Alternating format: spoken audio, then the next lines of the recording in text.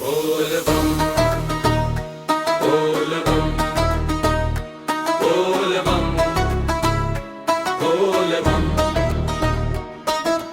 बोल बम बोल बम हर हर बम बम बोल बम भोले बाबा के दर्श पैब हम।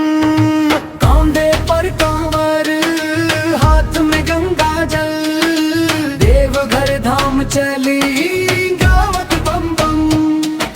सावन के महीना पावन बहार भोले बाबा खोले सुख के द्वार।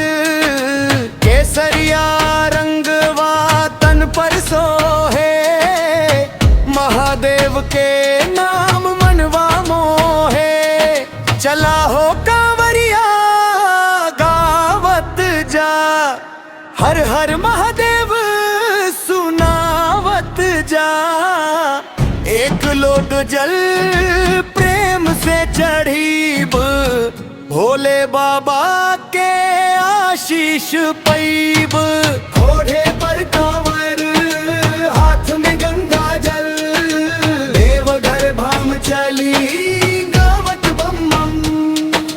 बोल बम बोल बम हर हर बम बम बोल बम भोले बाबा के दर्श पैब हम। बोल बम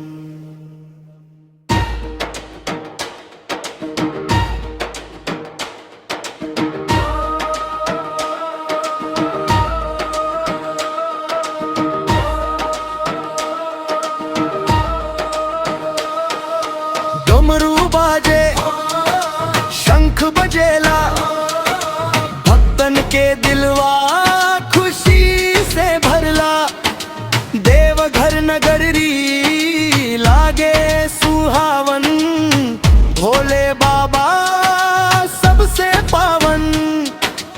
ओम नमः शिवाय गूंजे चारों ओर महादेव से जुड़ हर डोर। जे सच्चे मन से शीश नवावे बोल बम भोले बाबा ओकरे गले लगावे। बोल बम बोल बम बोल बम हर हर बम बम बोल बम भोले बाबा के दर्श पैब हम।